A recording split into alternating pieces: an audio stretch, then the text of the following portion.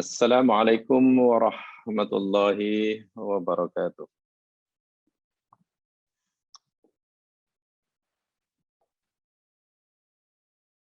Alhamdulillahi rabbil alamin. Wa bihi nasta'inu ala umurid dunya waddin. Salatu wassalamu ala ashrafil anbiya wal mursalin.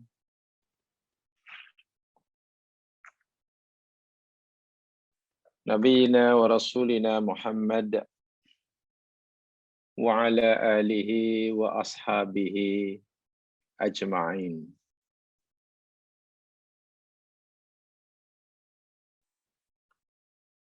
Raditu billahi wa rabba wa bil islami dina wa bi Muhammadin nabiyya wa rasulah.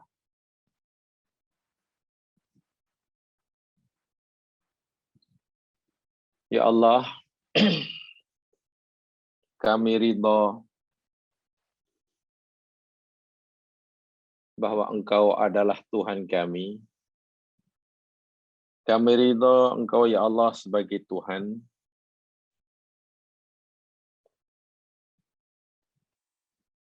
Kami ridha Islam sebagai agama. Dan kami ridha Muhammad sallallahu alaihi wasallam sebagai nabi dan utusan-Mu.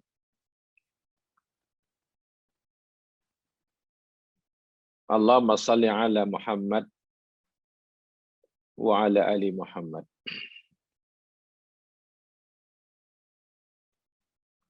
Bismillahilladzi la yadurru ma'asmi syai'un fil ardi wala fis sama' wa huwas sami'ul alim. Bismillahilladzi la yadurru ma'asmihi syai'un fil ardi wala fis sama' wa huwas sami'ul alim. Bismillahilladzi la yadurru ma'asmihi syai'un fil ardi wala fis sama' wa huwas sami'ul alim.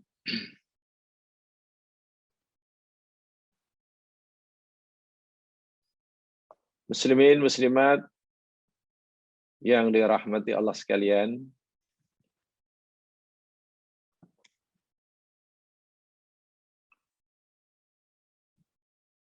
kita doakan pada Allah Subhanahu wa taala, mudah-mudahan setiap seorang daripada kita, setiap seorang daripada ahli keluarga kita saat ini, hingga saat ini, dan seterusnya, masih berada di bawah perlindungan Allah, penjagaan Allah, dilimpahkan padanya taufik dan hidayah untuk kita menjalankan tugasan yang Dia amanahkan kepada kita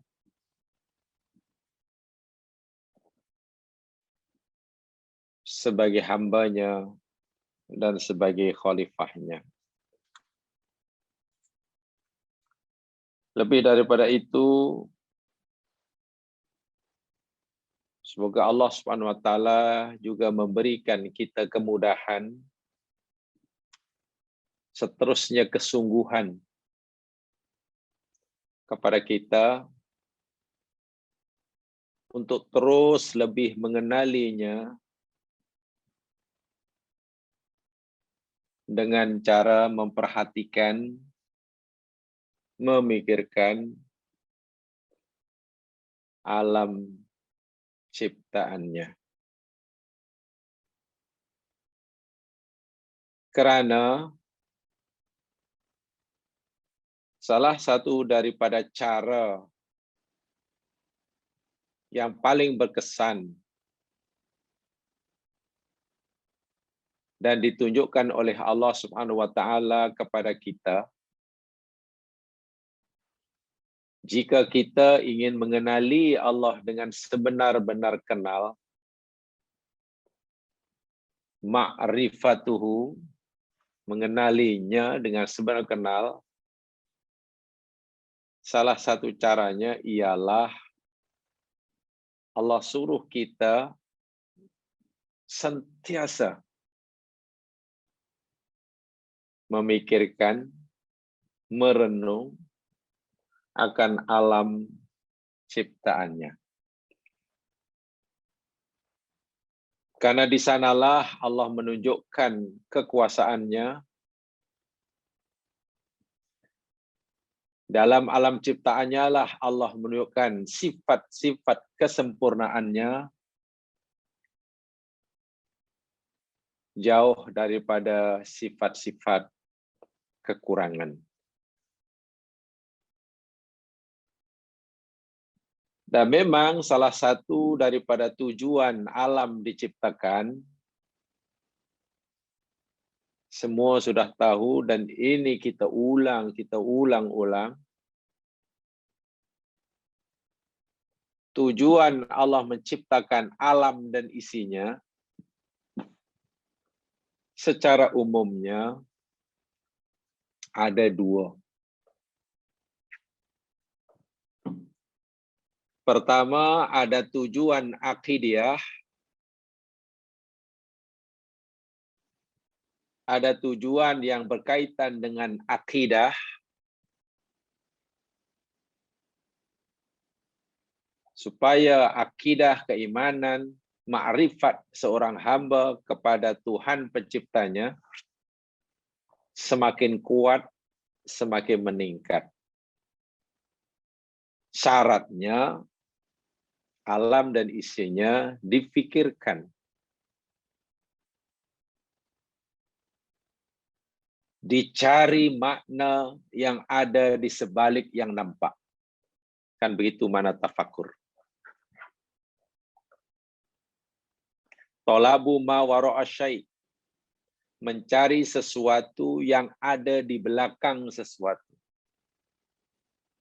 Itu berfikir. Bukan hanya melihat yang nampak, tapi coba mencari sesuatu yang ada di sebalik yang nampak. Apa sesuatu yang ada di sebalik yang nampak?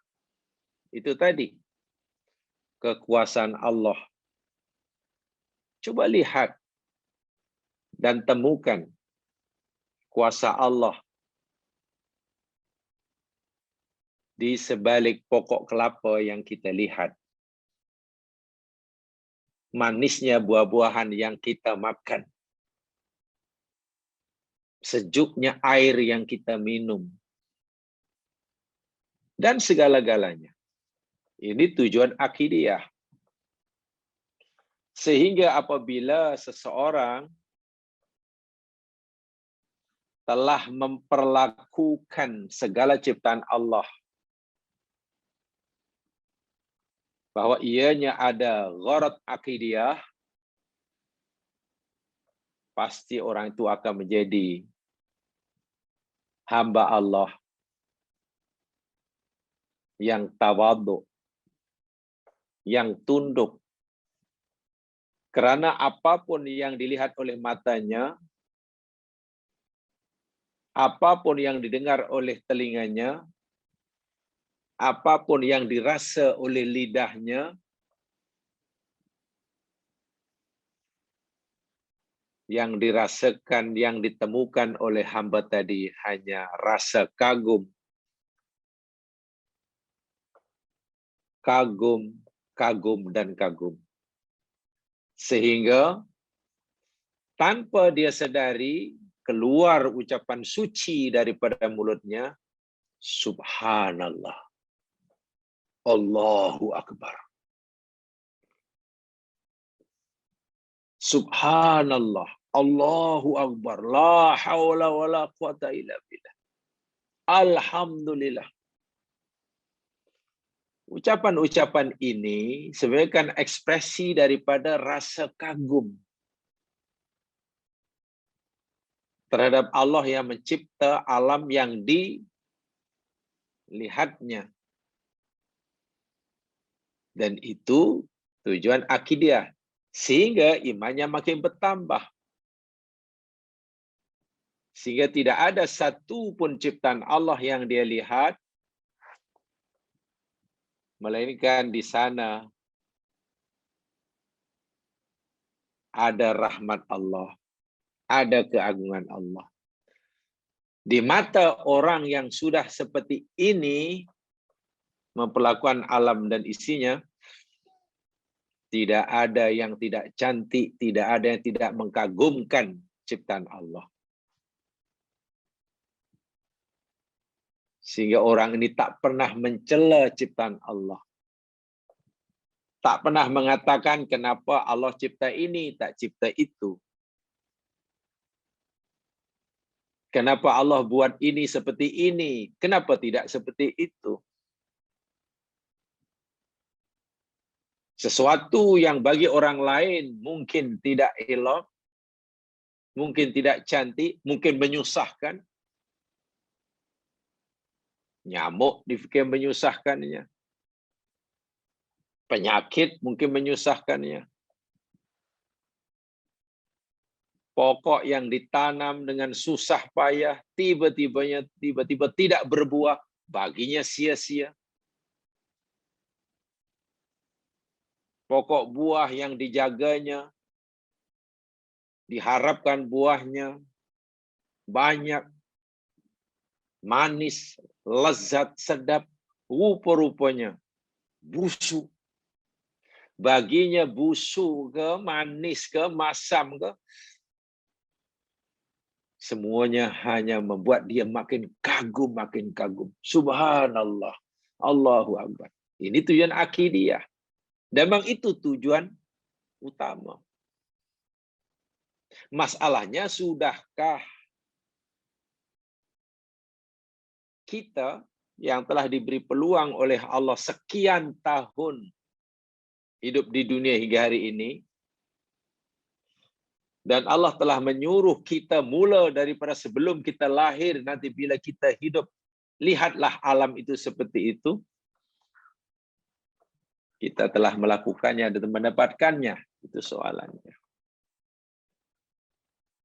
Bila tujuan akidiyah telah kita dapat, barulah yang kedua, Allah cipta alam isinya ada tujuan madiyah. Untuk kita manfaatkan, untuk kita nikmati. Dengan bahasa mudah, seakan-akan Allah berfirman, wahai hambaku,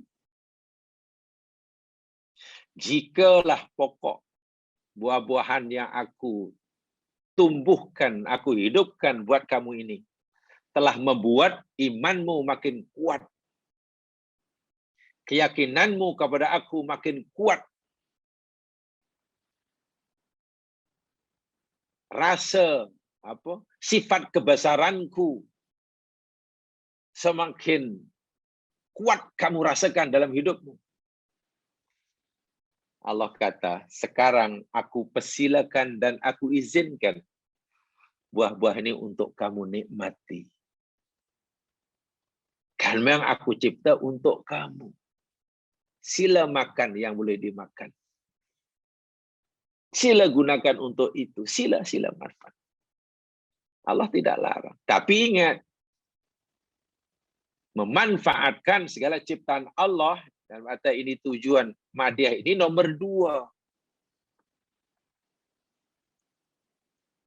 Nomor pertamanya, nomor satunya, yakni ada tujuan akidiyah tadi. Nah, untuk mendapatkan tujuan akidah ini, tidak ada cara lain melainkan kita membiasakan diri kita tafakkur, memikirkan, menggali, coba memahami, seterusnya merasakan akan sifat-sifat kesempurnaan Allah Subhanahu wa taala yang Allah tunjukkan kepada kita melalui ciptaannya. Mudah-mudahan kata ini, kita diberi kemampuan untuk itu. Walladzina jahadu fina lanahdiyanahum subulana, kata Allah. Dan orang-orang yang berjihad, maknanya bersungguh-sungguh, tidak melakukan usaha di jalan kami, pasti kami akan tunjukkan jalan kami. Jamaah sekalian, lagi sekali hari kita akan pelajari tafakkur ulil albab. Dan pada siri lepas, kita sudah coba mulakan mengkaji ayat yang pertama, muka surat yang ketiga, yang dipetik daripada surah Al-Baqarah, ayat 164. Betul ya? Itu ayat pertama yang kita pelajari, yang kita telah mulakan sebagiannya. Saya ingin sampaikan dahulu secara umum untuk mengingatkan semula tentang ayat ini, bahwa di dalam surah Al-Baqarah 164, yakni ayat pertama dalam nota ini, muka surat 3, bahwasanya Allah Subhanahu wa taala ketika ia menyuruh kita atau memberitahu kita tentang keesaannya, wahdaniyahnya, keesaannya yang tiada duanya, tidak ada bandingan, tidak ada sekutu baginya. Ketika Allah menjelaskan kepada kita tentang segala sifat-sifat kesempurnaannya, Allah menyebutkan beberapa bukti di dalam ayat ini. Ada 7, ada 8 kah semuanya itu? Yang pertama yakni bukti kewujudannya. Yang kedua adalah bukti maha sucinya Allah, terbebasnya Allah daripada sekutu. Saya ulangi, di dalam surah Al-Baqarah yang kita nak pelajari ayat 164, paling tidak di sana ada 8 dalil, 8 bukti yang Allah kemukakan ini tujuannya untuk membuktikan akan kewujudan dan keesaan Allah, satu. Yang keduanya, untuk membuktikan terbebasnya Allah, maha sucinya Allah daripada sekutu, bandingan, dan lain sebagainya. 8 dalil, 8 bukti yang Allah sebutkan dalam ayat ini. Yang pertama dan yang kedua, khalqus samawati wal ardh. Betul ya? Inna fi khalqis samawati. Penciptaan langit, satu. Kedua, penciptaan bumi. Sinilah tugas berat bagi kita sebetulnya. Memang perintah yang tidak mudah. Karena jika kita ingin benar-benar kenal Allah, siapa Tuhan kita? Adakah ia? Apakah dia ada? Jika ada, apakah ia esa? Tidak ada bandingan? Satu-satunya? Allah suruh kita melihat bukti yang nyata pada penciptaannya, pada penciptaan langit dan pada penciptaan bumi. Sedangkan kita selama ini kan kurang memberikan peluang, ruang untuk memikirkan dua ciptaan ini. Sama ada karena kita kurang memberikan ruang dan peluang, atau mungkin kita memang tidak diberi kemampuan untuk itu. Tapi saya rasa saya cenderung yang pertama, kurang memperhatikan. Sebab kalau katakan kurang, tidak diberi kemampuan, Masya Allah tidak mungkin Allah tidak memberi kemampuan kepada setiap hambanya untuk mampu memahami akan kuasa Allah pada penciptaan langit dan bumi. Bagaimana tidak?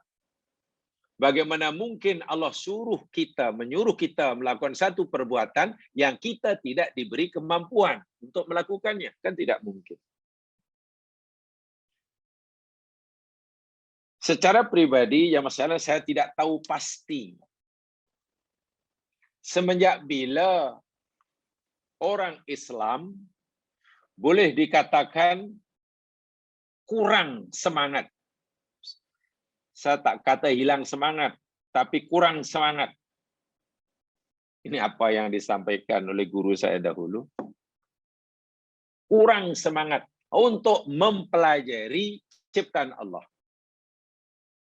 Secara pasti kita tidak tahu. Tapi tengok realiti dia, pelajaran-pelajaran Islam atau pengajian tentang agama Islam, sama ada yang baru memeluk agama Islam atau sudah yang lama jadi orang Muslim, sudah belajar tentang ilmu-ilmu Islam,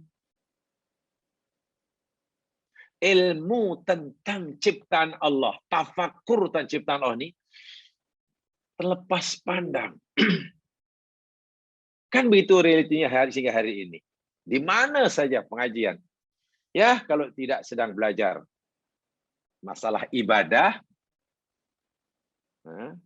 teori ibadah, cara amal itu, cara ini, baca itu, baca ini. Mungkin di sana ada kelas akidah. Akidahnya pun, ya akidah seperti mana yang telah diajarkan oleh orang-orang dahulu. Akidah ini begini, pahamnya gini. Kan sangat jarang pengajian Islam yang mengajar di situ tajuk memikirkan ciptaan Tuhan. Ya mungkin adalah di universiti. Tapi kurang. Walhal ini ibadah yang sangat-sangat dituntut oleh agama. Mungkin bagi kita, atau mungkin setengah kita, buat apa kita pening-pening nak fikir tentang bumi, tentang langit, macam mana boleh jadi macam ini. Bukan kita ingin jadi saintis, kalau nanti kita belajar itu pun mau jadi apa? Ini masalah. Wah, tengok. Allah Subhanahu wa taala berfirman, la khalqus samawati wal akbar min khalqin nas. Sungguh penciptaan berlangit dan bumi itu jauh lebih besar, lebih dahsyat daripada penciptaan manusia. Walakinna aktsarun nasi la ya'lamun. Malangnya kebanyakan manusia tak tahu. Guna ayat yang mudah, jika orang ingin mengenal Allah dengan sebenar-benar kenal dengan segala sifat kesempurnaannya, Allah tunjukkan segala sifat kemuliaan ini pada pencipta langit dan bumi. Jauh lebih banyak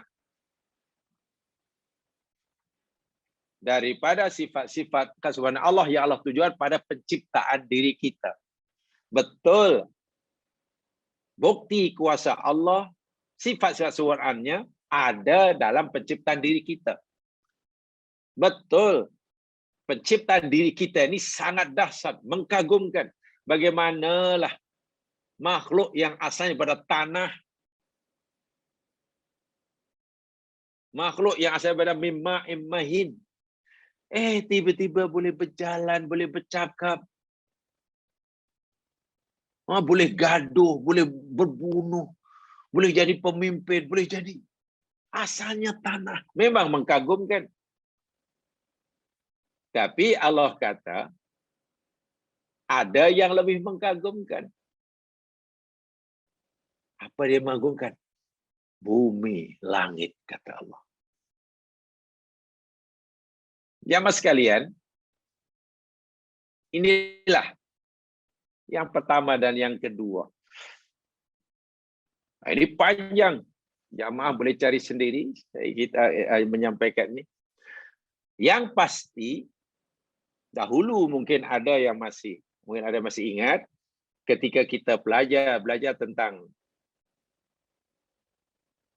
Al-Ayatul Kauniyah wa Dirasatul Aqidiyah, barangkali ada yang masih ingat. Dahulu kita pelajari Al-Ayatul Kauniyah wa Dirasatul Aqidiyah. Saya pernah ajarkan buku itu, ayat-ayat kauniyah dan pelajaran akidah padanya. Ya, kita telah dahulu pernah ada subjek belajar akidah, tapi berpandukan ayat kauniyah. Saya sampaikan dahulu, definisi langit memang beragam. Tanya ulama dahulu, tanya ulama sekarang, tanya saja itu sana, mereka berbeza pendapat tentang apa itu definisi langit itu. Macam-macam, tidak salah ya, namanya saja ijtihad.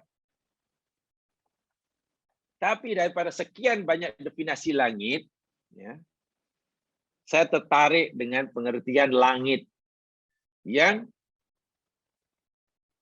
diberikan. As-sama dalam Quran, yang jamaknya samawat itu, menurut pengertian kita, satu pengertian, yakni ada dua. Ada as-sama'ul ulia atau kubro, ada as-sama'us sufla atau sugro. Ada langit besar, tinggi, ada langit kecil, langit rendah. Langit besar, langit tinggi, itu kita tak mampulah, sebab itu berada di alam gaib, berlainan dimensi. Langit yang mana? Langit yang dahulu Nabi pernah tembus, pernah lalui ketika baginda menjalani melakukan Isra Mi'raj itu. Mi'raj. Itu kan langit pertama, kedua, tiga hingga sebentar. Itu kita tak tahu. Kita wajib yakin saja. Karena kita memang makhluk yang Allah cipta bukan untuk langit di situ. Itu alam malaikat. Tapi kita yakin. Dan semuanya ada 7. Nah, itu tidak mungkin dikaji, tidak mungkin diteliti, tidak mungkin orang buat riset, tidak boleh diteropong. Nah, tapi kita yakin. Nah, yang Allah suruh fikir dan ia boleh menjadi objek tafakur, objek kajian. Boleh diamati oleh mata, boleh difikir oleh otak kita. Langit yang rendah itu. Langit yang kecil. Apalah yang kecil? Atmosfera bumi. Sebab kalimat sama dalam Quran ini merujuk pada 2 ini. Kalau tidak merujuk pada atmosfera bumi, yang jumlahnya ada 7 juga, merujuk kepada langit yang dahulu Nabi pernah lalu itu. Itu satu di antara pengertiannya. Nah, yang Allah suruh kita memperhatikan itu langit yang rendah ini. Ini boleh karena ini berada di alam nyata. Ini boleh diajikan objek kajian. Atmosfera bumi itulah. Atmos. Yang berasal daripada bahasa Yunani kuno. Atmos. Yang artinya uap. sfera yang artinya bola, daripada kalimat atmos yang artinya uap, dan kemudian sfera yang artinya bola. Jadi atmosfera maknanya bola uap. Kenapa bola uap? Ya, karena atmosfera ini berupa lingkungan, berbentuk bulat, kan menyeliputi bumi. Dan semuanya ada 7. Dan ini hebat sekali karena di sanalah Allah tunjukkan kuasanya, sekaligus di sanalah Allah menunjukkan sifat pemurahnya kepada hambanya. Ambillah satu contoh, katalah atmosfera kita. Troposfera yang paling rendah lah.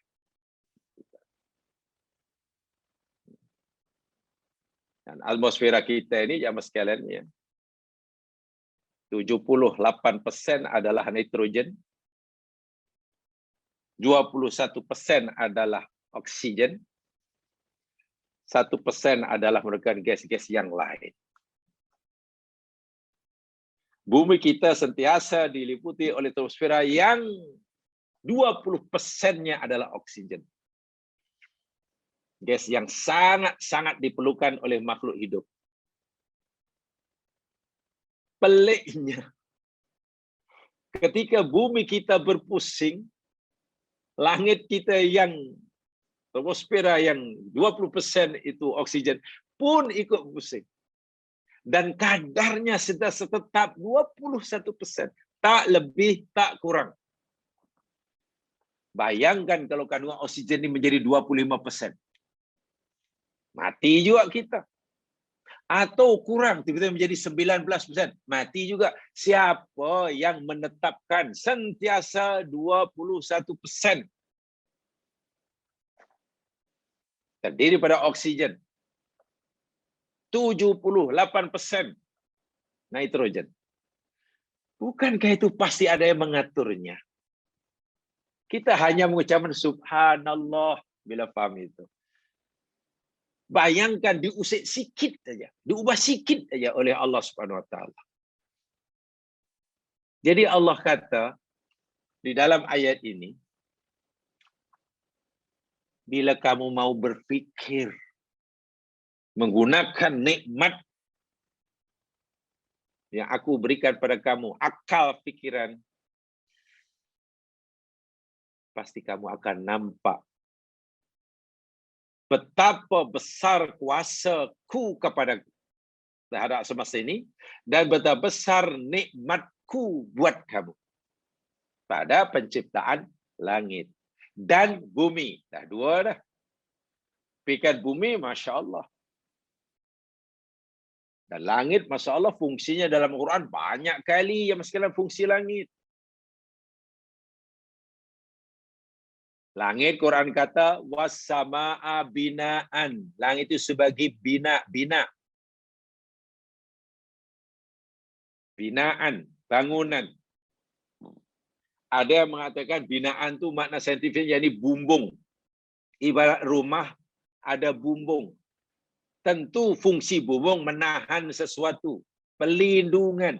Betul, karena langit diciptakan Allah, atmosfera diciptakan sebagai pelindungan kita. Jika bumi tidak ada langit, tak ada atmosfera, bumi ini sudah lama hancur. Setiap saatnya, setiap jamnya, tidak tahu berapa ratus, berapa ribu benda-benda langit yang dari luar sana datang menghantam bumi. Itu belum lagi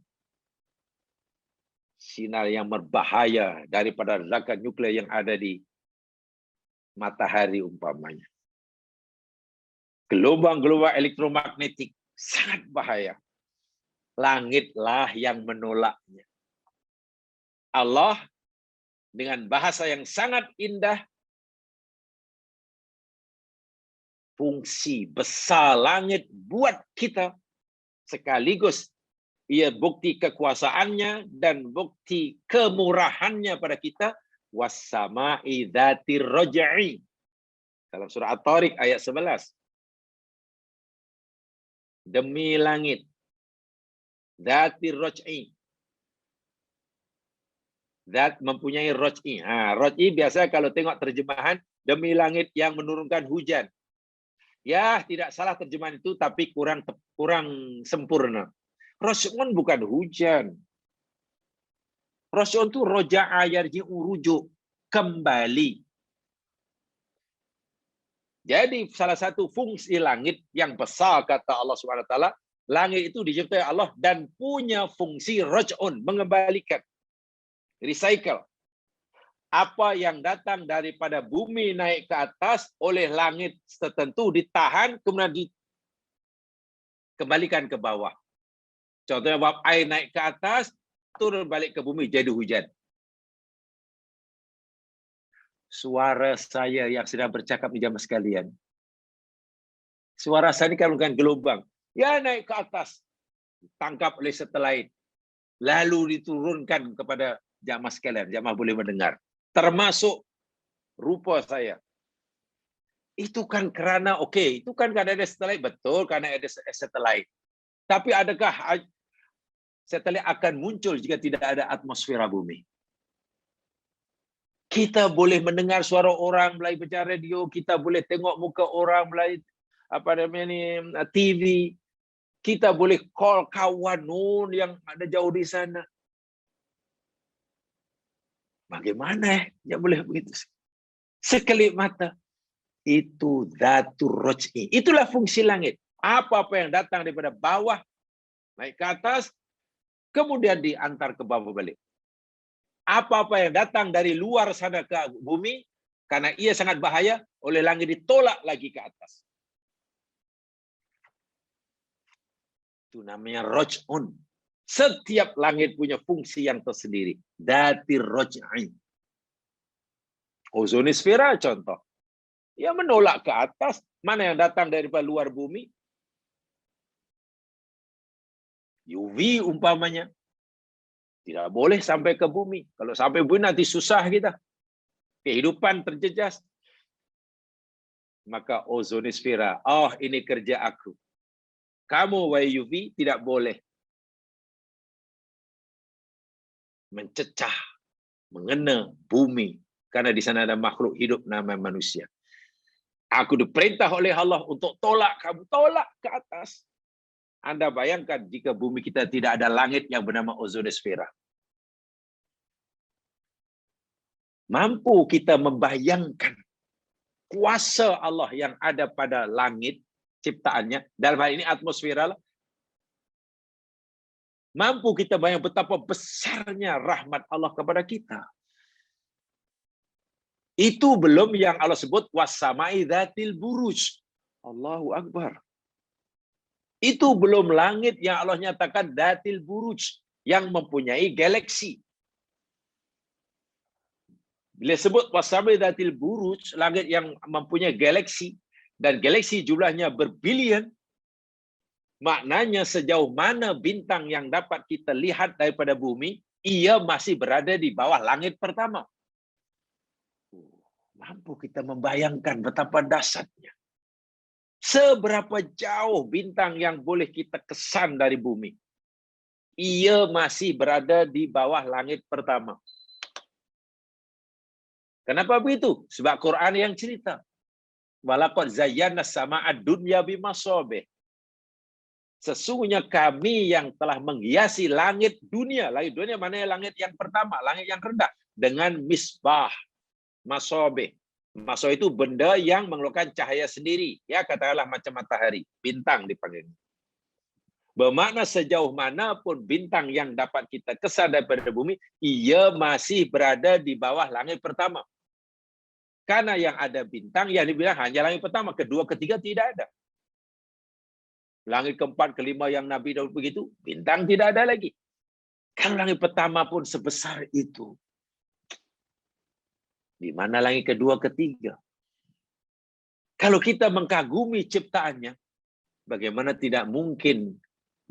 mungkin kita tidak mengkagumi penciptanya? Bila rasa kebesaran, bila sifat kebesaran keagungan Allah itu sudah meresap dalam hati kita, ya Mas, pasti keluar ucapan yang ikhlas. Bunyi dia, Allahu Akbar. Mungkin tanpa disadari. Allahu Akbar. Subhanallah. Kemudian sujud syukur. Penuh dengan tawaduk. Macam mana syukur? Ya, karena nikmat yang Allah anugerahkan pada kita dengan terciptanya langit, tidak dapat kita menghitungnya. Bicara tentang ini saja pun, Masya Allah, tidak habis jamaah sekalian. Saya yakin dengan mengkaji itu akidah kita akan jadi kuat. Percayalah. Ma'rifatullah kita pada Allah lagi kuat. Saya yakin dan percaya. Karena memang Allah memperkenalkan dirinya supaya dia dikenal oleh hamba-Nya ini melalui ciptaannya. Melalui ciptaannya. Mengenali Allah siapa Tuhan kita melalui ciptaannya, itu adalah cara yang paling berkesan untuk ma'rifatullah. Saya tidak kata satu-satunya cara ya. Cara yang punya Quran sendiri yang suruh soalnya.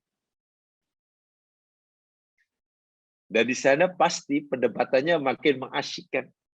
Orang yang berdebat tentang alam semesta, pasti meyakinkan. Dan semuanya ada fakta. Oh begini. Dan mereka mengakunya, iyalah. Betul lah, kata kamu betul. Langit itu begini, semua betul. Orang Islam kata betul, orang kafir semua betul. Hanya si kafir berhenti, ya ini langit, berlaku dengan sendirinya. Si mukmin betul. Tapi ada yang melakukannya.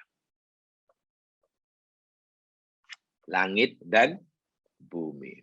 Belum lagi di bumi, karena kedua-duanya memang jamaah sekalian, ya tidak ada dipisahkan ya. Walaupun bumi ini berbanding langit, sebenarnya tidak ada apa-apanya. Terlalu kecil bumi ini berbanding alam semesta. Tapi kenapa selalu dikaitkan dengan langit? Bumi, langit, langit, bumi, langit. Ya, karena makhluk yang beri amanah oleh Allah untuk menjadi khalifahnya itu tinggalnya di bumi. Sehingga bumi selalu disering bumi, langit, langit, bumi, bumi ini. Karena di sini ada makhluk bernama manusia. Nabi pun diutus oleh Allah di bumi, bukan di Jupiter. Malaikat Jibril turun diutus Allah untuk membawa wahyu firman Allah pun perginya ke bumi, bukan ke Pluto. Ya. Ada malam yang sangat istimewa, namanya Lailatul Qadar, turun sebuah malaikat, tak tahu jumlahnya berapa. Kemana turunnya? Adakah ke Saturnus? Adakah ke Mari? Tidak, ke bumi. Kenapa ya? Ya, sebab disinilah ada makhluk yang bernama manusia, yakni kita. Yang satu-satunya makhluk ciptaan Allah yang dipilih oleh Allah, dilantik oleh Allah menjadi khalifahnya. Jadi semua seakan-akan firman Allah turunnya ke sini, wahyu Allah ke sini, malaikat ke sini, rasul di sini. Walhal bumi ini bila dibanding alam semesta tidak ada artinya, tidak ada apa-apanya. Terlalu kecil, terlalu halus. Tapi karena ada kita, Allah ciptakan kita di sini. Surga dan neraka itu jamaah sekalian. Quran yang memberitahu dicipta oleh Allah untuk siapa? Jin dan manusia. Peliknya di dalam Al-Quran, sehingga ulama berbeza pendapat. Untuk neraka, Allah ciptakan jin manusia. Jadi ada manusia masuk neraka, ada jin diumban dalam neraka.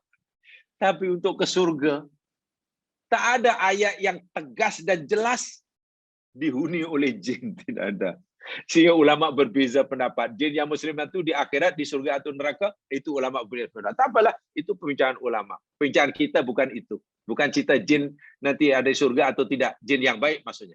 Kalau jin yang jahat, masuk neraka. Manusia jahat, masuk neraka. Orang yang baik, masuk surga. Tapi maksudnya jin yang baik, yang soleh, kemana perginya? Sebab di dalam Al-Quran tidak ada ayat yang menyatakan Jin yang soleh pun masuk surga. Sehingga ulama berbeza pendapat. Tak apalah itu kaitannya dengan yang lain. Tapi nampaknya bumi langit Allah ciptakan untuk kita. Surga pun Allah sediakan untuk kita. Wah, kita di makhluk yang boleh katakan paling lemah. Dhaifan. Coba cari dalam Al-Quran ya. Makhluk Allah yang Allah nyatakan diciptakan keadaan lemah. Selain manusia apa ada? Allah tak kata khuliqal namalu dha'ifa. Tak ada. Dan diciptakan semut itu dalam keadaan lemah. Tidak ada. Cari. Tidak ada. Yang ada ciptaan Allah makhluk hidup yang dikatakan lemah yaitu manusia. Khuliqal insanu dha'ifa. Wa khalaqa min dha'fin, dari lemah. Allahu Akbar. Paling lemah. Paling lemah, paling Allahu Akbar. Tetapi diberi amanah yang sangat besar. Wahyu Allah semuanya turun ke bumi kerana kita ada karena kita ada di sini. Bumi ya, itu luar biasa. Kuasa Allah dalam penciptaan bumi, nikmat Allah dengan terciptanya bumi. Ya, jamaah boleh kaji sendirilah ini ya. Tolong dikaji sendiri ini. Bumi berpusing, namanya rotation. Bumi berevolusi mengelilingi matahari untuk menjadikan satu pusingan. Ini nikmat yang luar biasa sekaligus kuasa Allah yang sangat dahsyat. Jarak bumi dengan matahari, jarak bumi dengan bulan yang menjadi satelitnya sentiasa terjaga. Rotation bumi, Masya Allah. Pada sumbunya, sekali berpusing, bukan masa, dah disetkan oleh Allah sejak zaman azali. Sekali pusing, 24 jam, itu bahasa yang mudah lah. Untuk mudah mengingat, 24 jam sekali pusing. Sebenarnya yang tepatnya yakni 23 jam 56 menit 4.09 saat. Itu yang tepat. Tapi kan susah nak menyebut itu. 23 jam 56 menit 4.09 saat. Ya, senang cerita 24 jam lah. 24 jam. Tapi sebenarnya tidak sampai. Tidak sampai. Berpusing daripada arah barat ke timur. Sehingga menjadinya siang dan malam. Siang malam karena terjadi karena rotation bumi. Masya Allah. Dan yang berikutnya kesannya. Berlaku pergerakan benda-benda langit seakan-akan semua benda langit bergerak. Matahari bergerak timur ke barat. Bulan begitu juga. Semua seakan-akan. Ini kesan daripada pusingan bumi. Biar gerakan semu. Belum lagi pembelokan arus laut, perubahan arah angin, menyebabkan perbezaan masa dan waktu. Sekarang kita pukul 8.52. Tanya orang Ipoh. Tanya orang Pulau Pinang. Tanya orang Sumatera. Tanya orang Jepun. Sekarang tidak. Bukan pukul 8. Masa jadi berbeza. Sini siang, sana malam, sini pagi, sana petang. Menyebabkan percepatan graviti bumi pun tidak sama. Tidak sama. Masya Allah. Sehingga adalah orang yang kata ya, berat badan kita akan berkurang bila kita berada di Khatulistiwa. Daripada kita berada di kutub utara dan kutub selatan. Walaupun perbedaannya sangat kecil. Ya. Perbezaan berat badan kita, jamaah sekalian, makin berkurang, kurang sedikit. Ya. Bila kita duduk di Khatulistiwa dengan bila kita duduk di kutub utara, tapi sikit sekali lapisan. Maknanya kita lebih ringan, berat badan kita lebih ringan kalau ada di dekat khatulistiwa. Kalau duduk di kutub akan tambah. Walaupun banyak sedikit. Karena ada perbezaan gravity. Kenapa? Ya, karena pusingan bumi yang paling laju, yakni di khatulistiwa. Sementara pusingan bumi yang paling perlahan, bahkan mungkin boleh katakan kosong, di kutub lah. Di kutub pasti tidak bergerak. Di bumi. Nah, karena pusingan laju itu, ya tentulah berat badan kita makin ringan. Bak kata orang, tuh pelomba-pelomba F1 itu, ketika keretanya melaju 300 km 1 jam, berat badannya menjadi kurang jamaah sekalian. Bukan makin berat, makin ringan. Melaju begitu. Melaju sekali 300 km 1 jam. Pastilah hukum fisik mengatakan berat badannya pasti kurang. Pasal apa? Kesan gravity makin kurang. Karena dia sudah bergerak laju. Jadi kalau nak kurangkan berat badan, senang saja. Lari terus selaju F1. Nanti berat badan. Tapi masa itu sajalah. Bila dah berhenti, berat balik. Dan seterusnya, dan seterusnya. Itu rotation kesannya luar biasa. Belum lagi revolusi bumi. Bumi pusing melihat matahari. Masya Allah. Untuk memberikan satu pusingan. Memakan masa 365 hari. 8 menit. 10 saat. Itu tepatnya. Sehingga orang punya 365 hari je lah. Itu bahasa yang senang. Tapi secara tepatnya 365 hari 9 menit. Bukan lama ini ya. 9 menit. 10 saat. Dan itu tetap. Masya Allah. Begitulah Allah menciptakan. Dengan menempuh jarak yang sangat jauh tentunya. Sangat jauh. 943 juta kilometer. Apa kesannya? Masya Allah. Kesannya luar biasa. Berlakulah perubahan musim. Allahu Akbar. Walillahilhamd. Di sini musim sejuk, di sana musim panas. Di sini. Bayangkan kalau apa? Dan sentiasa dalam keadaan miring, nyengit. Saya itu kadang tengok matahari, kadang macam ada di sebelah selatan terbitnya. Kadang sebelah di utara, sebenarnya bukan matahari yang bergerak. Bumi kita yang zigzag. Sekejap menyengit gitu. Sehingga matahari berada di selatan khatulistiwa. Di selatan khatulistiwa. Kadang menyengit lagi ke selatan, sehingga matahari nampak di utara khatulistiwa. Maka berlakulah perubahan musim. Khasnya bagi negara-negara yang ada di selatan atau di utara khatulistiwa. Dan ini luar biasa. Kesannya dalam kehidupan. So, bumi dicipta oleh Allah Subhanahu wa taala, langit oleh Allah. Di sana Allah tunjukkan kekuasaan yang maha dahsyat. Selebihnya dipersilakan untuk tolong cari maklumat ini. Tempoh hari saya katakan, kita memang tidak mampu mengkajinya. Karena mungkin kita tidak ada basic. Tetapi janganlah hanya karena kita tidak mampu mengkaji sendiri, kemudian kita tidak mau memperuntukkan masa walaupun sedikit untuk membaca, mengkaji hasil kajian orang. Ini rugi. Ini perintah agama. Perintah agama.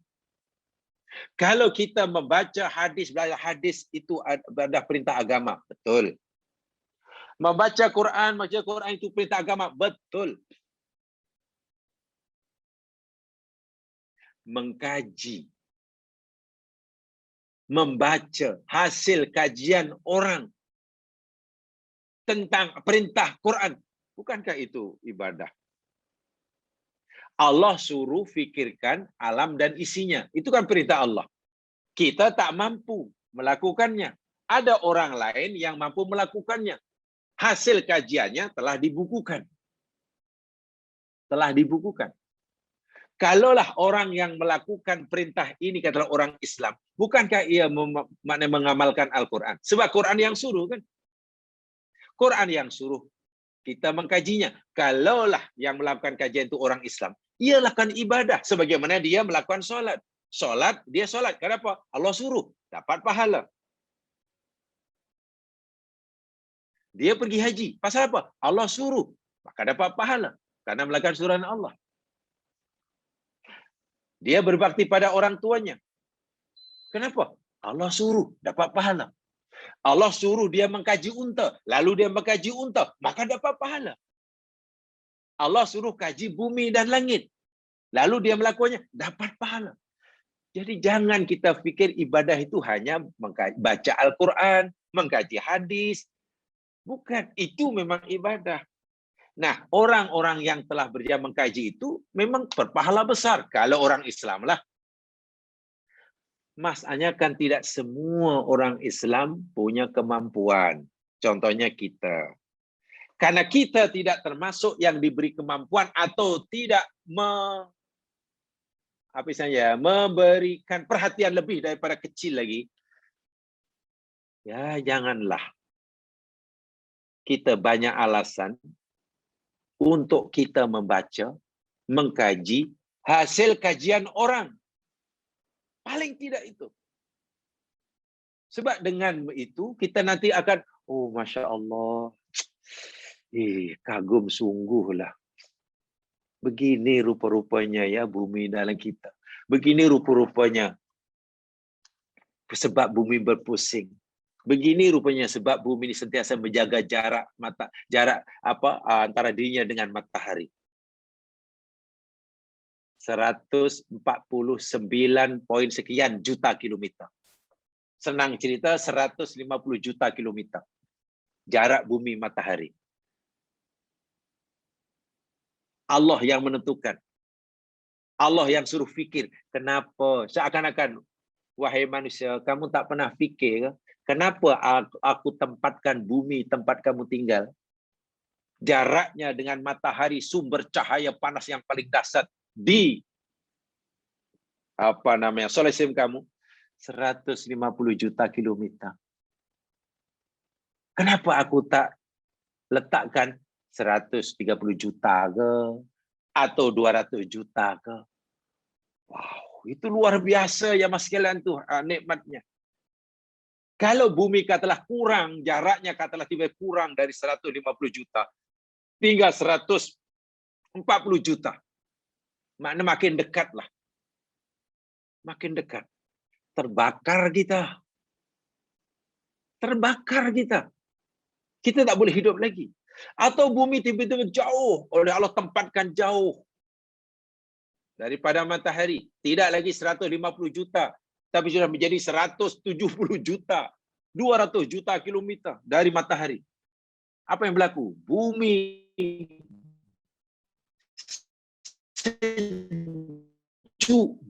jadi hatta tempat jarak bumi matahari itu pun Allah jaga. Allah kata, aku maha kuasa sekaligus maha mengasihi kamu. Bila kamu melihat dan merasakan kuasaku ini, pasti kamu akan kata, subhanallah, Allahu Akbar. Dan bila kamu dapat merasakan betapa besar rahmatku kepada kamu, pasti kamu akan kata, alhamdulillah. Patutlah Nabi memberitahu kita, ya mas kalian. Kalimah thayyibah atau dipanggil al-baqiyatus sholihah. Kata Al-Quran, al-baqiyatus sholihat. Amalan soleh yang kekal. Di dunia ada, di alam barzah di bawah, di akhirat di bawah, bahkan di surga pun nanti masih diucapkan. Atau istilah yang lain kalimah thayyibah. Subhanallah, alhamdulillah, Allahu Akbar. La ilaha illallah. Dan mungkin yang lain. Itu kan zikir yang luar biasa itu. Tapi sepatutnya kalimat tidak hanya diucap oleh lidah, diterjemahkan dalam hati, bukan. Saya selalu menyatakan, mengingatkan untuk diri saya sendiri sebetulnya. Zikir yang betul, menurut apa yang saya fahami lah jemaah sekalian. Zikir yang betul menurut apa yang kami pelajari dahulu. Al-lisanu mutarjimul qalbi. Lidah itu menerjemahkan apa yang dalam hati. Bukannya al-qalbu mutarjimul lisan. Bukanlah hati menerjemahkan apa yang diucap oleh lidah. Itu zikir yang betul. Bukan sini Allahu Akbar, lalu hati kita menerjemahkannya Allah Maha Besar. Allah, bukan. Saya tak kata itu salah, tapi bukan zikir yang sebenarnya, bukan itu. Zikir sebenarnya bila hati ini sudah dipenuhi rasa keagungan Allah. Kibria Allah sudah memenuhi hati kita. Keagungan Allah sudah merusui jiwa kita. Kesan daripada kita memikirkan ciptaan Allah tadi. Sehingga hati kita kagum sungguh, nampak sungguh kebesaran Allah, bahkan terasa. Karena kita tak mampu nak menahan rasa kagum kita kepada Allah, rasa kebesaran Allah, rasa kebesaran Allah yang ada dalam kita terkeluar. Hati kita dah tak mampu nak menanggungnya, akan keluar Allahu Akbar. Nah, zikir macam itulah yang Quran kata tatmainnul qulub. Mungkin hanya sekali. Kenapa? Ya tak hebat macam manalah. Contohnya tadilah bumi sentiasa jaga jarak. Dan bagaimana agar bumi ini sentiasa jaraknya tetap 149 sekian juta kilometer. Tepatnya mudah ingat, yang 150 juta kilometer. Tak boleh lebih dekat, akan terbakar, tak boleh lebih jauh, dan akan sejuk dan beku. Maka Allah takdirkan juga dengan kuasanya. Bumi, kamu mesti berrotasi, tadi disebutkan, berpusing pada paksi kamu. Jangan terlalu laju, jangan terlalu perlahan. Pastikan satu pusingan 23 jam, 56 minit, dan 4.09 saat. Jangan laju-laju. Kalau kamu berpusing laju, sehingga satu pusingan bukan 24 jam, tapi 12 jam sudah dapat satu pusingan. Satu pusingan dah 12 jam saja. Maknanya sehari semalam hanya 12 jam. Mana bumi pusing laju. Bumi kita akan terkeluar aja mas sekalian. Terkeluar daripada garis orbitnya. Bila terkeluar, bumi akan tercampak jauh daripada matahari. Macam mana tercampak jauh? Ya, sebab gaya sentrifugalnya kuat. Ibarat jamaah bawa kereta, masuk roundabout atau corner lah. Kita bawa kita corner, lalu kita bawa kita laju. Badan kita kan terasa terlempar keluar kan. Bukan tertarik ke dalam. Bawa kereta, kata kita corner ke sebelah kanan, pun laju. Kan badan kita kan terlempar, macam tercampak, ada suatu tenaga yang menolak kita ke sebelah kanan. Kalau kita pusing ke sebelah kanan, dengan laju, ada tenaga yang menolak kita ke sebelah kiri. Dipanggil gaya sentrifugal. Saya yakin semua sudah faham. Bermakna kalau pusingan kita makin laju, kekuatan menolaknya makin kuat. Kalau kita perlahan, demikian juga. Kalau bumi katalah pusingannya makin laju, mengelilingi matahari, ya dia akan tercampak keluar. Tercampak keluar. Bila tak keluar, bumi jadi sejuk. Semua makhluk hidup mati. Sebaliknya, bila bumi katakanlah malas, suruh pusing 24 jam sekali pusingan, ini sampai 40 jam baru sekali pusingan. 40. Jadi sehari semalam 40 jam. Siangnya 20 jam, malamnya 20 jam punya. Malas pusing, perlahan. Bila perlahan, jamaah sekalian, graviti matahari akan kuat pengaruhnya pada bumi. Sehingga bumi tersedut, makin dekat dengan matahari, makin dekat. Keluar daripada orbitnya, makin dekat dengan matahari. Bila makin dekat matahari, temperature di atas muka bumi meningkat mendadak. Bukan lagi 30 centigrade, bukan lagi 50 centigrade. Ya mungkin menjadi beratus centigrade. Semua makhluk mati. Pertanyaannya, pernahkah kita minta nikmat sebesar ini, rahmat sebesar ini, yang boleh menentukan hidup atau matinya makhluk hidup di bumi sebagai asbab? Tak ada siapapun yang pernah meminta. Orang paling alim, paling khusyuk beribadah pun tak pernah berdoa untuk ini. Tak pernah berdoa. Allah bagi percuma karena Allah sayang kita. Kita hanya diwajibkan untuk mensyukurinya. Allah kata, kamu tak perlulah meminta pada aku supaya aku kehendaki bumi kamu sentiasa seperti ini. Tak. Allah tak suruh kita memintanya. Allah akan lakukan dengan sifat kasih sayangnya. Yang Allah suruh, coba kamu renungkan, kamu fikirkan. Supaya kamu dapat merasakan keagungan aku, sehingga kamu merendahkan dirimu di hadapan aku, supaya kamu dapat merasakan betapa besar kurniaku, nikmatku, agar kamu dapat mensyukurinya. Itu yang diminta oleh Allah. Bukan kita disuruh berdoa. Kita tak disuruh minta pun. Bahkan ramai daripada kita yang tak perasan karena biasa. Nah, biasa. Oh, hari ini berapa? Oh, hari ini hari apa ya? Hari Sabtu. Hari Sabtu. Cepat sungguh ya hari Sabtu. Maknanya berapa hari lagi kita dah masuk bulan baru lagi. Rasa macam belum lama hari raya, tak sempat merayakan. Sekejap lagi raya lagi. Paling-paling itulah yang kita ingatkan. Yang kita ingatkan itu. Dan kalau kita minta doa pun sekarang coba sekarang apa yang paling banyak kita diminta oleh orang di dunia ini, termasuk orang Islam.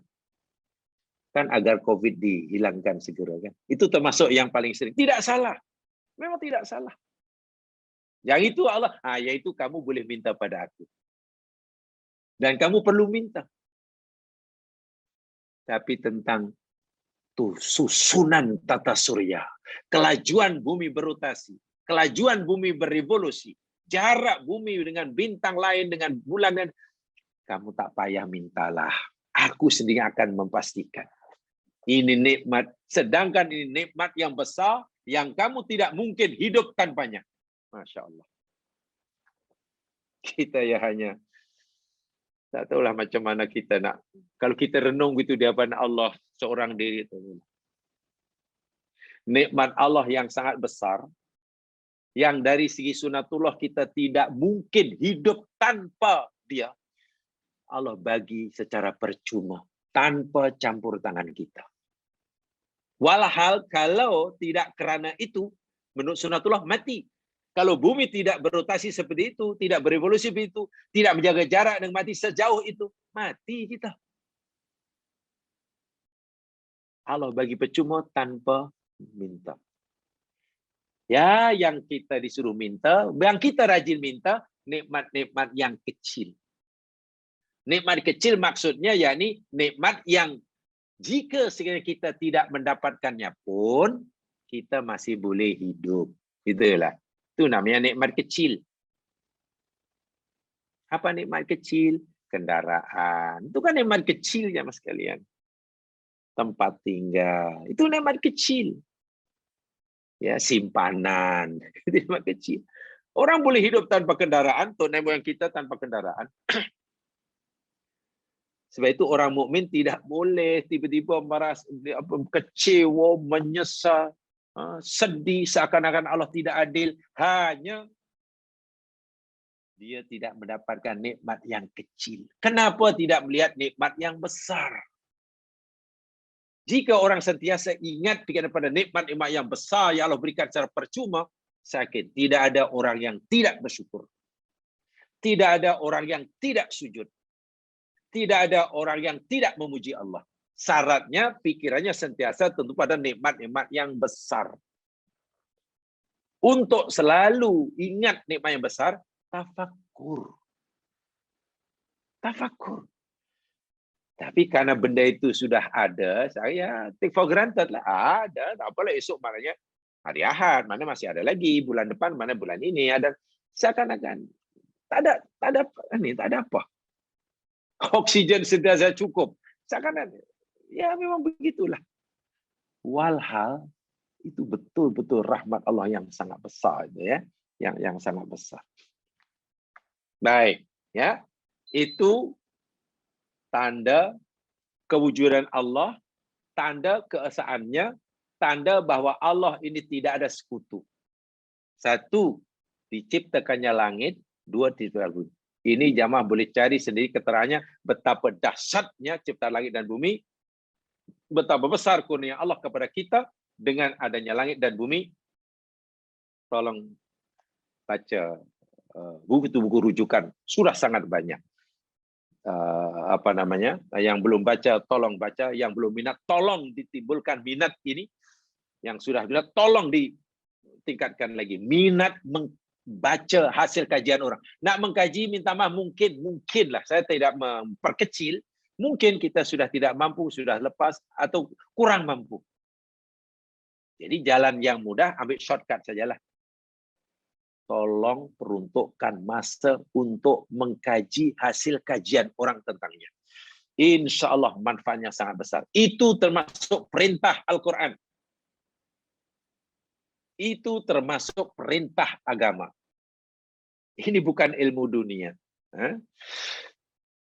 Baik, yang ketiga, tanda kebesaran Allah, kewujudan Allah, yang wajib difikirkan oleh ulul albab supaya dengannya imannya bertambah, syukurnya bertambah. Karena dengan memikirkannya, mengenal, merasai kebesaran Allah, sekaligus merasakan betapa besar nikmat Allah. Apa tanda yang ketiga dalam ayat itu? Ikhtilaful laili wan nahar. Waqtilafil laili wan nahar. So yang ketiga, ikhtilaful laili wan nahari. Silih pergantian malam dan siang. Ikhtilaf itu silih pergantian. Malam tukar jadi siang, siang tukar jadi malam. Itu mana ikhtilaf. Makna yang kedua, makna yang kedua ini mungkin kurang popular ya. Tapi betul. Dan ini pernah dibuat kajian. Ikhtilaf maknanya bukan pergantian malam jadi siang, siang jadi malam. Tapi ikhtilaf itu perbezaan. Ikhtilaf pada perbezaan. Perbezaan malam dan siang. Kalau silih pergantian malam jadi siang, siang jadi malam, itu kita tahu. Itu adalah akibat daripada rotation bumi. Itu kita tahu itu. Itu kesan langsung daripada rotation bumi. Dan manfaatnya sangat besar. Tapi makna yang kedua itu perlu kajian. Perbezaan malam dan siang. Apa maksudnya?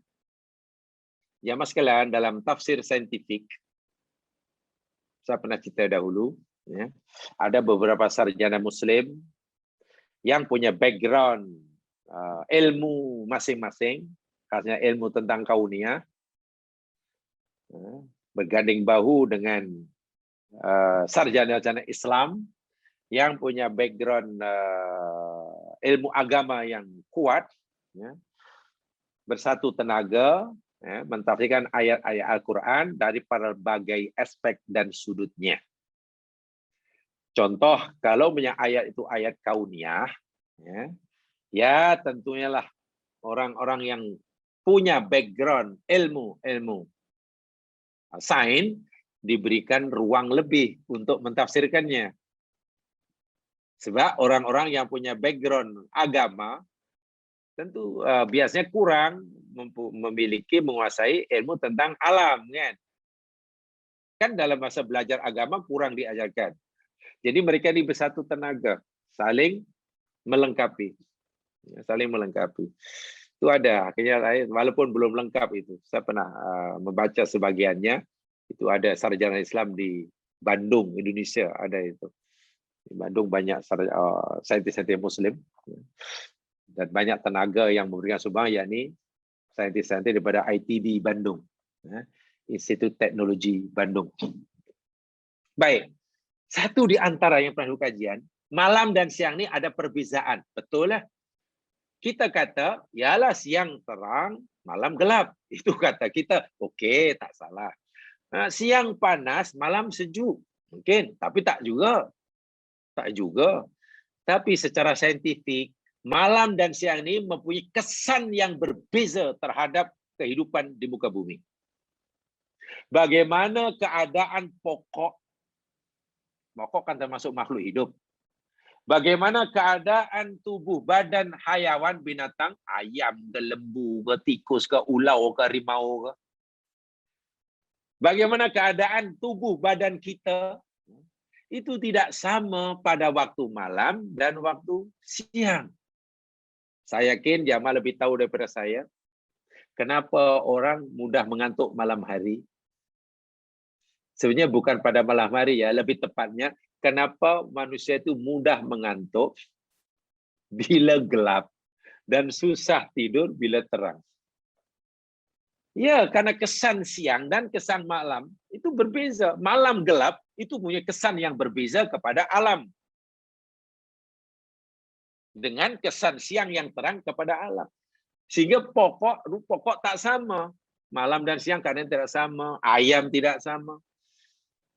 Tengoklah ayam pada malam hari. Macam mana? Kita suluhlah kandang ayam malam hari. Dia tidur, tapi dia sambil berkokok yang ayam jantan. Ayam jantan tu tidur, boleh berkokok, tapi mata tertutup. Ini masih kecil, saya coba menyuluh kandang ayam di rumah saya itu. Sebab Nabi memberitahu ayam termasuk disebutkan oleh hadis Nabi ya. Ayam jantan disebut dalam hadis sahih. Bila kamu dengar suara ayam jantan pokok, segera kamu berdoa mohon rahmat pada Allah karena dia sedang melihat malaikat. Sebab itu biasanya madu masa di kampung, ya orang susah di kampung, jam pun tak ada, beli tak ada. Bila ayam berkokok itu mana sahur lah tu. Kokok yang pertama itu masih boleh sahur. Sebab itu ayam bersautan sana sini. Sebab hampir setiap rumah mula ayam. Kemudian senyap. Dah tak ada yang berkokok lagi. Tak lama kemudian, beberapa minit kemudian ke setengah jam, berkokok lagi.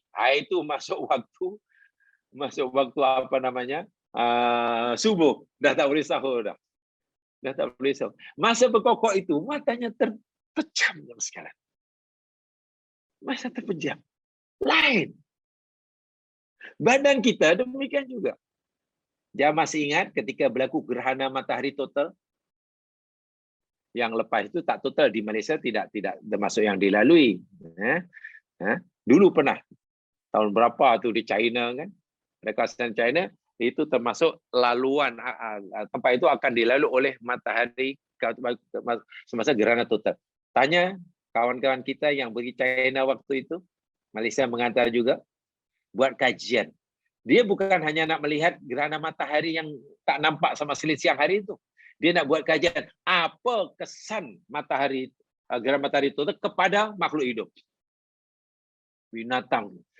Bayangkan siang matahari yang terang benderang, tidak gelap gulita seperti malam hari. Terkejut semua. Tumbuh-tumbuhan terkejut. Memang kesannya berbeza. Allah Subhanahu wa taala memberitahu pada kita dalam ayat ini bukti kebesaran Allah yang ketiga, sekaligus betapa besar nikmatnya buat manusia, pergantian malam jadi siang, siang menjadi malam. Siang jadi malam, malam jadi siang, yang pasti ini kesan daripada rotation bumi. Apa tujuannya? Baik, mari kita lihat ya mas sekalian, satu di antara ayat yang berkaitan dengan ayat ini, di dalam surah Al-Furqan ayat 62. Coba perhatikan surah Al-Furqan ayat 62.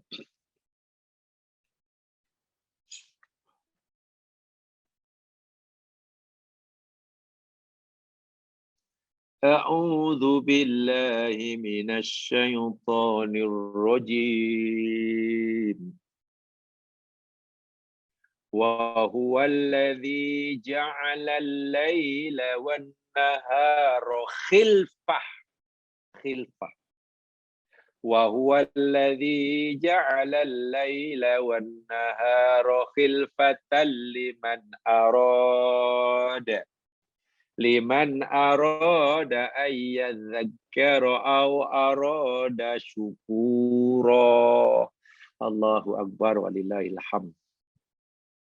Wa huwa, dan dialah Allah, alladzi, zat yang ja'ala, dia telah menjadikan al-laila, akan malam, wan nahara, dan akan siang. Allah jadikan keduanya khilfatan, silih berganti. Tempat kita sekarang ini siang, tempat lain sekarang malam. Kita sekarang ini pagi, tempat lain petang. Tempat kita sekarang pukul katakanlah 9:30 pagi, tempat lain pukul 9 pagi, pukul 5, pukul 2, pukul 9 malam. Dan nanti kita pula daripada siang jadi malam, silih berganti. Khilfah. Apa tujuannya? Ini Allah tunjukkan di sini. Allah ciptakan ini bukan kehendak kita ni ya. Allah tunjukkan kita ini liman aroda, bagi sesiapa yang hendak, yang mau, ayyadzakkara, zikir, tadakkur. Ini sudah masuk pelajaran kita ini. Tadakkur. Au aroda syukuro, atau bagi siapa yang ingin syukur. Dua. Fenomena alam yang berlaku di muka bumi 100% kehendak Allah, yakni pertukaran siang dan malam terus menerus daripada zaman dahulu hingga kiamat, hingga Allah sendiri kehendaki. Ada dua tujuannya dalam ayat ini. Pertama, supaya manusia ini yang mau tadzakurlah. Tadzakur tadi yakni usaha untuk mengetahui bahwa apa yang Allah ciptakan itu ada ghoyah akidiyah. Saya ulangi. Tadzakur di sini maksudnya supaya kita tahu, yakni supaya ada apa Allah suruh orang ini memikirkannya bahwa silih pergantian malam jadi siang, siang jadi malam itu ada ghoyah akidiyah yang tadi sudah dijelaskan. Ada tujuan akidah. Ada tujuan supaya manusia ini lebih mengenal Allah. Lebih kenal Allah, lebih sujud pada Allah, lebih apa lagi ya? Merasakan kebesaran Allah. Ini tadzakur. Ya, tadzakur ini jamaah sekalian letaknya dalam hati. Dahulu pernah kita pelajari ya. Beza antara tafakkur dan tadzakur sudah tahu kan? Saya tidak perlu mengulangi, tengok sajalah dia punya rekaman atau rekodnya. Apa itu beza tafakkur dan tadzakur? Yang pasti kerja hati. Jadi kebesaran Allah yang maha besar itu hendaklah dapat dirasakan, diresapkan dalam hati orang itu. Kebesaran Allah yang mana? Kebesaran Allah yang Allah perlihatkan kepadanya pada pergantian, silih pergantian malam jadi siang, siangnya. Di situ kebesaran Allah luar biasa. Hendaklah dimasukkan, dirasakan, dipenuhkan dalam hatinya. Sehingga melihat fenomena alam ini dari aspek ghorot akidiyah. Orang tuh pasti akan semakin rasa hina di hadapan Allah, rasa lemah di hadapan Allah, rasa tunduk di hadapan Allah. Remang rasanya. Sebut nama Allah, pasti hatinya menggeletar, bergetar. Itu tujuan pertama. Au syukura. Bila sudah memahami akan manfaat, hikmah, kebaikan di sebalik pergantian malam dan siang, siang dan malam, karena di situ Allah limpahkan rahmat yang sebesar-besarnya, orang akan jadi syukur. Hebat tak hebat? Hanya disuruh memperhatikan satu saja fenomena yang ada di alam semesta. Malam jadi siang, siang jadi malam. Baru satu. Orang boleh menjadi tadzakur, jiwanya tunduk, patuh, dan mensyukuri nikmatnya. Sempurna tak sempurna orang seperti ini? Sempurna ya mas kalian. Itu baru mengkaji, memahami, sekali terus merasakan satu fenomena alam. Malam jadi siang. Bagaimana kalaulah fenomena alam ciptaan Allah ini, termasuk alam ciptaan Allah, dikaji semuanya?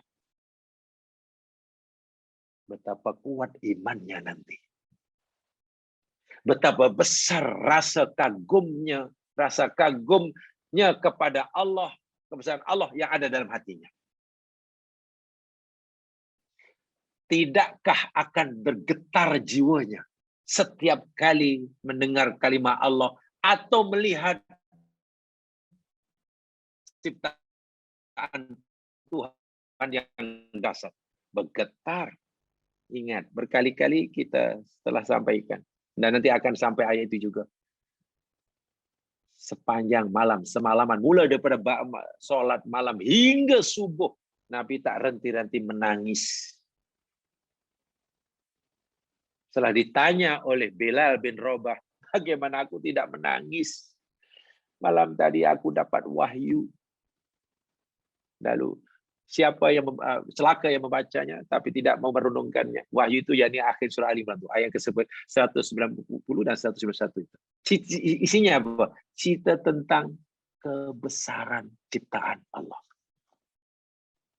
Tengok, Nabi dapat ayat itu menangis cukup lama.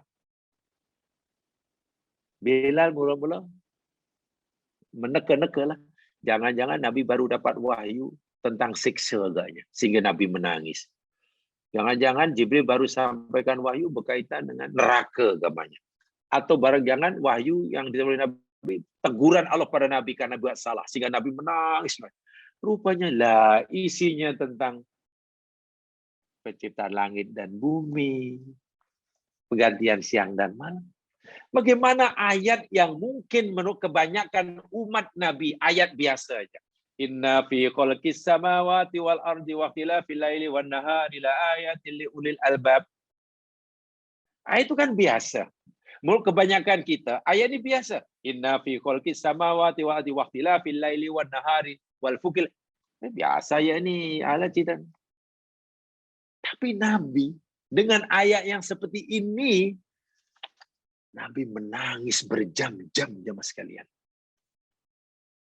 Bagaimana ayat yang menurut kebanyakan umatnya ayat biasa, tapi ayat yang sama bagi Nabi boleh menggetarkan jiwanya sangat dahsyat. Betul kata Allah. Kalaulah ayat itu difahami dengan betul, difikirkan dengan seksama, tadzakur.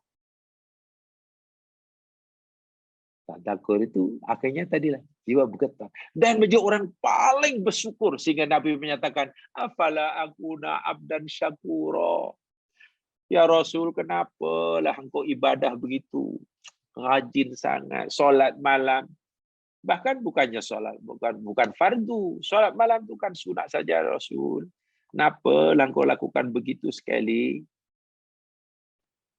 Nabi menyatakan, afala aku abdan syakura.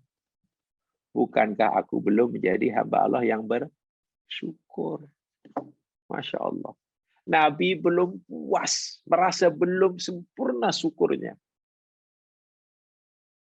Sementara ayat yang baru diterimanya, yang ayat itu menceritakan penciptaan langit dan bumi, malam jadi siang, siang jadi malam, menggetarkan jiwa Nabi dan Nabi menangis sepanjang malam. Barangkali inilah jamaah yang kita masih perlu tingkatkan, karena rasa-rasanya lah kita dengan jujur mengaku sebagai umat Rasul SAW yang punya iltizam yang kuat untuk ittiba'ur Rasul. Kan kita sudah ikrar, ittiba'ur Rasul, kembali pada Rasul. Tapi mungkin kita belum dapat mengamalkan, mencontoh Nabi ini. Mengkaji ayat kauniyah hingga menggetarkan hati. Ini termasuk cara itba'ur Rasul. Ini termasuk sunnah yang wajib ditegakkan oleh kita. Mudah-mudahan diberkati oleh Allah Subhanahu wa taala. Yang benar pada Allah, yang silap kelemahan diri sendiri, mohon dimaafkan. Mari kita dengan baca Al-Baqarah dan surah Wal Asri. Subhanakallahumma wa bihamdika asyhadu an la ilaha illa anta astaghfiruka wa atubu ilaik. A'udzu billahi minasyaitonir rajim. Wal 'ashr. Innal insana lafi khusr illa alladziina aamanu wa 'amilus shalihat. Wa tawasaw bil haqq wa tawasaw bis sabr. Assalamualaikum warahmatullahi wabarakatuh.